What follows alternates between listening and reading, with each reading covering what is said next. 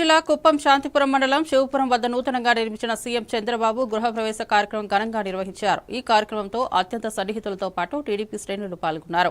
వారిని నేరుగా కలుసుకుని నారా చంద్రబాబు సతీమణి నారా భువనేశ్వర్కి టీడీపీ శ్రేణులు ప్రజలు అభినందనలు తెలిపారు.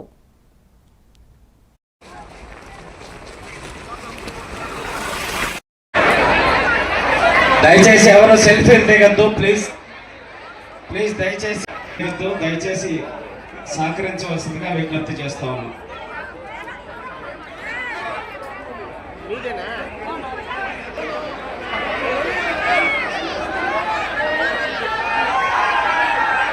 దయచేసి ఎవరు సెల్ఫీ దిగద్దు, దయచేసి సహకరించవలసిందిగా విజ్ఞప్తి చేస్తా ఉన్నాం.